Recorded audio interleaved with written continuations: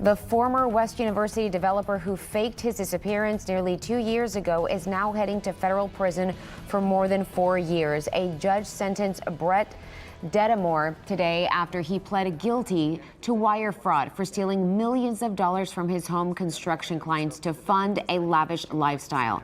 KPRC2's Bryce Newberry is live near the federal courthouse, and he was the only reporter in the courtroom when the judge handed down that sentence. Bryce? Yeah, Daniela, Brett Detamore has been sentenced to 51 months in federal prison. He admitted in court today that he initially planned to take his own life because he knew he had done something wrong, caught in the middle of this massive theft and fraud scheme. But when part of that plan fell apart, he says he decided to disappear. Mr. Detamore, I know you spoke to the victims. Is there anything that you would like to say now? Detamore walked out of court with his attorneys by his side. None of them would comment publicly, but he had a lot to say in the courtroom, telling the judge he's ashamed of his actions and embarrassed, that in rebuilding his life, he wants to pay the victims back, be a good father, and help others in the future. He will remain on bond now until he has to surrender to a federal prison in the near future.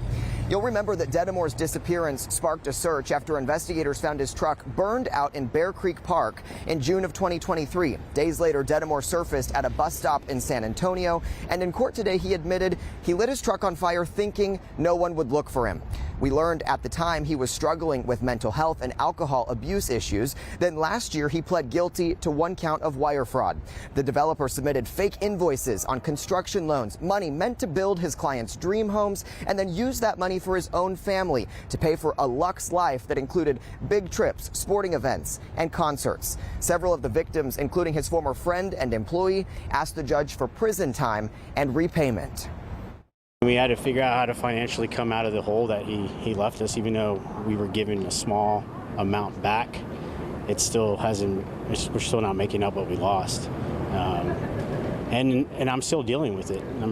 Half the courthouse or courtroom that was in there, those are homeowners that I'm still helping to this day. And he knew what he was doing the whole time.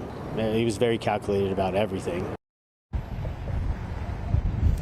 So Detamore, who's now 40, initially faced up to 20 years in prison, but after reviewing everything about his case, the judge set the maximum amount of time, which again was 51 months. He's also been ordered to pay more than $2 million in restitution. Victims tell me they are happy with this outcome, but at the same time, while this basically concludes the criminal case, he does still have pending civil cases in state court. We're live downtown. I'm Bryce Newberry, KPRC 2 News.